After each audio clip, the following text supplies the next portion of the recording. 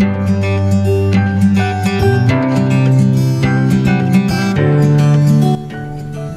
selamat pagi. Kembali lagi bersama Ibu di materi biologi dengan topik yang baru.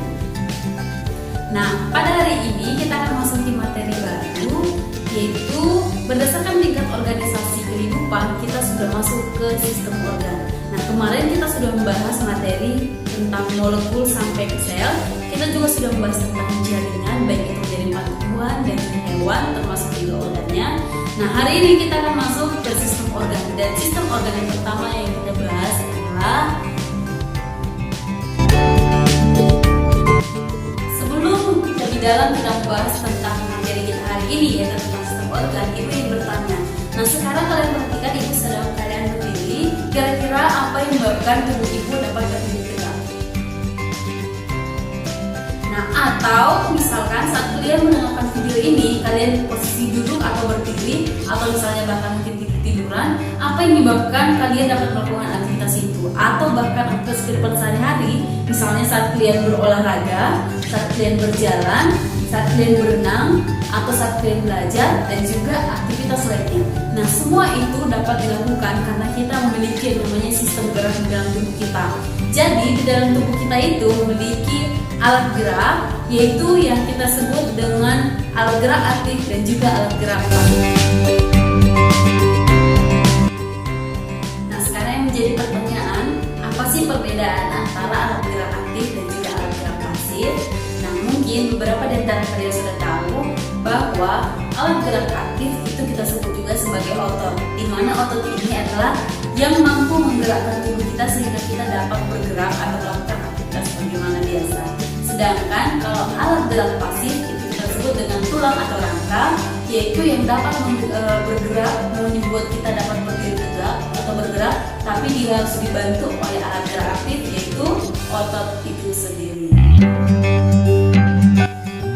Nah, jadi sekarang kita akan membahas tentang rangka. Sebelum lebih dalam kita bahas tentang rangka, terlebih dahulu kita membahas tentang fungsi dari rangka. Yang pertama, fungsi rangka itu adalah untuk memberi bentuk atau postur tubuh kita sehingga kita dapat berbentuk seperti ini, termasuk kamu juga. Yang kedua, yaitu bahwa rangka kita berfungsi untuk melindungi organ-organ vital atau organ-organ yang guna di dalam tubuh kita, misalnya seperti jantung, lambung, hati, dan masih banyak lagi. Yang ketiga, rangka dalam tubuh kita juga berfungsi untuk sebagai hematopoiesis, artinya adalah untuk pembentukan sel-sel darah, baik itu sel darah putih, sel darah merah, dan juga kemih darah.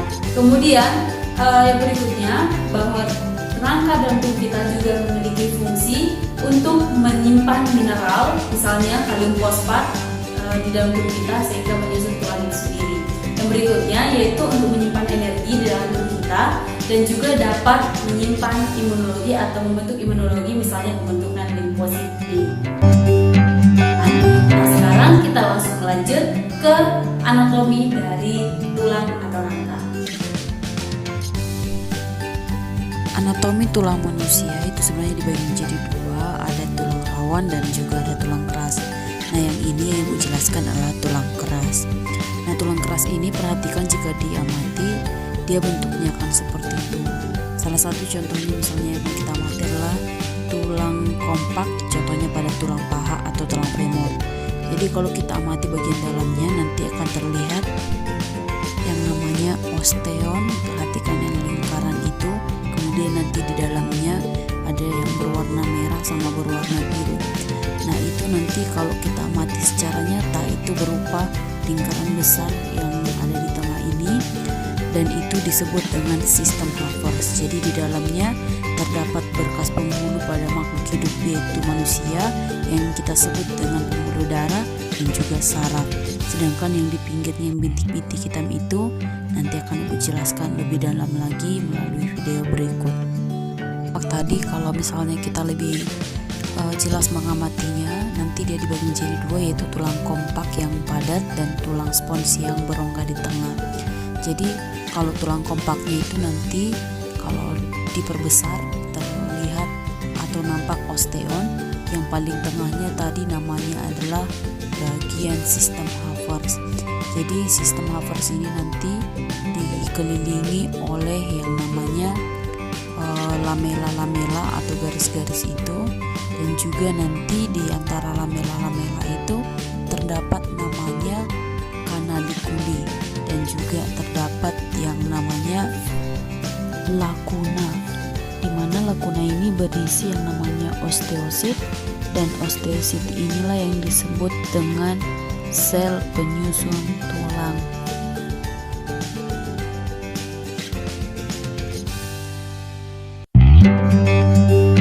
Nah, sekarang kita akan memasuki topik tentang jenis-jenis dari si sebelum kita masuk ke jenis-jenis rangka terlebih dahulu bentuknya. Nah, jadi tubuh kita itu sebenarnya terdiri atas sekitar 206 tulang kalau kita sudah dewasa.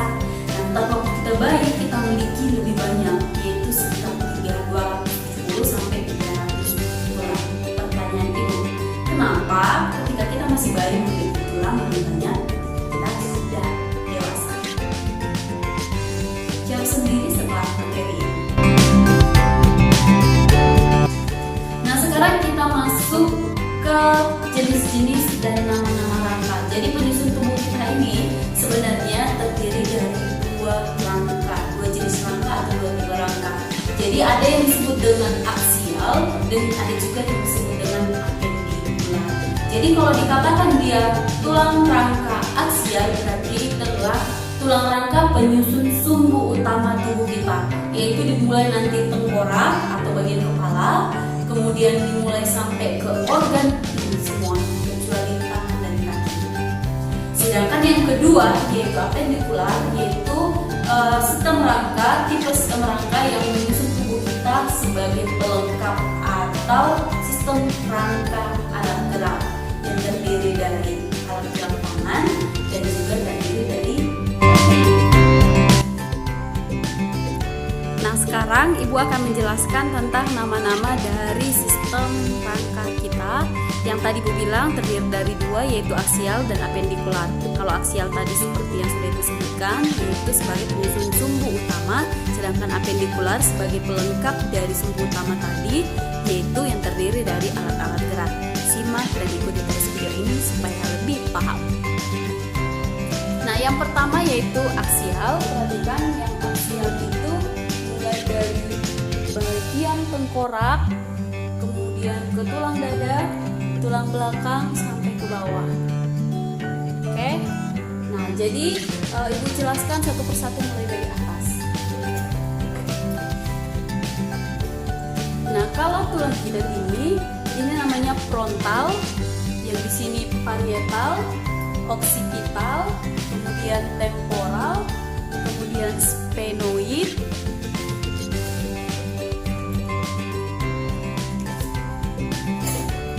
yang berikutnya yaitu ini tadi frontal ya, ini tadi frontal, kemudian ini namanya hidung, nasal, tulang air mata, tulang mata, lacrimal, maxilla, kemudian mandibula, dan langit-langit di dalamnya itu namanya adalah palatum.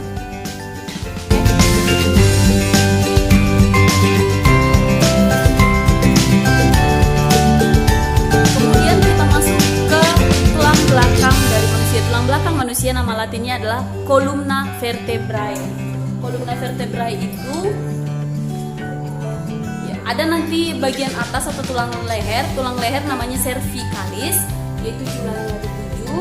Kemudian di bawahnya ada thoracalis, jumlahnya 12. Kemudian di bawahnya ada lumbaris, jumlahnya 5. Di bawahnya ada sacralis, jumlahnya 1. Tetapi waktu kita bayi jumlahnya ada 5. Tetapi setelah dewasa menjadi 1. Kemudian yang terakhir di paling ujungnya ini ada namanya coccyx atau coccygia, jumlahnya 1 juga, tetapi waktu bayi jumlahnya ada 5. Jadi artinya mengalami pengurangan. Oke. Yang berikutnya yaitu tulang dada. Jadi tulang dada ini fungsinya untuk menghubungkan tulang rusuk kita yang sebelah kiri dengan yang sebelah kanan. Artinya tulang rusuk kita ada berpasangan. Jadi tulang dada ini terdiri dari 3, yaitu manubrium, yang di tengah adalah sternum, dan yang di ujung adalah sipoid. Kemudian tulang rusuk kita ini terdiri dari 3 jenis.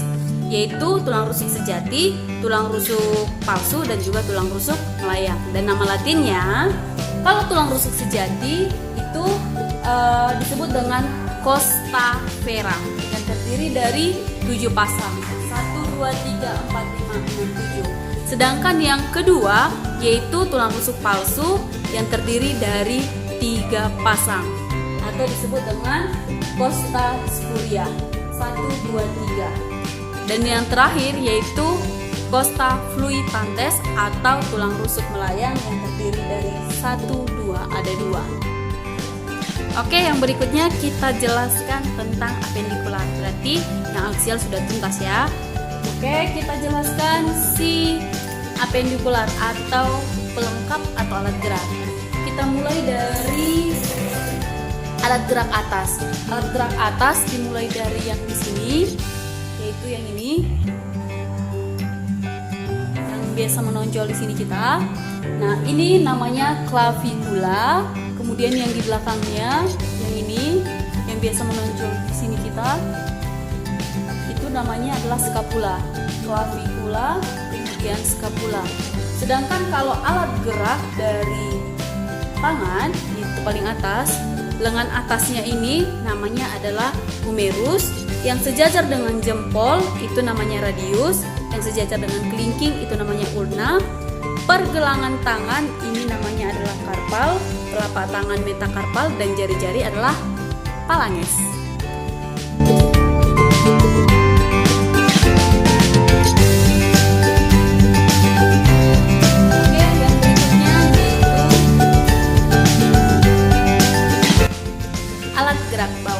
Alat gerak bawah itu kita mulai dari bagian panggul kita. Oke, yang ini namanya adalah ilium. Kemudian yang paling bawah, yang ini namanya ischium. Kemudian yang ini namanya tulang kelamin, ini namanya pubis. Yang paling tengah namanya symphysis pubis. Kemudian alat gerak ke bawah. Alat gerak bawah kita mulai dari paha, yang ini namanya femur. Kemudian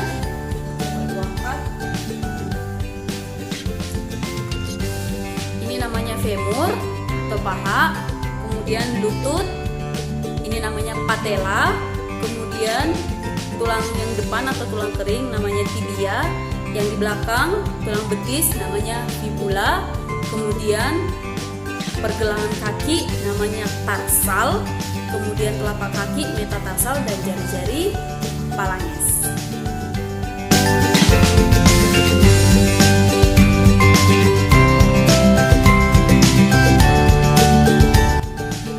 Nah, bagaimana materi ini dapat dipahami dan tidak terlalu sulit kan? Nah, Ibu sangat berharap kalian benar-benar dapat memahami dan dapat mengingat setiap nama dari penyusun tulang tubuh kita atau penyusun rangka tubuh kita.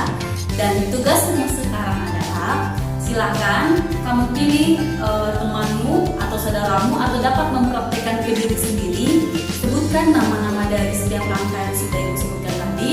Kemudian rekam dalam bentuk video, kirim melalui WA yang sudah kamu simpan atau yang sudah terlampir di bawah ini. Nah, kalau kamu tidak paham atau mungkin ada yang kurang tidak paham bagaimana tugasnya, contohnya seperti ini.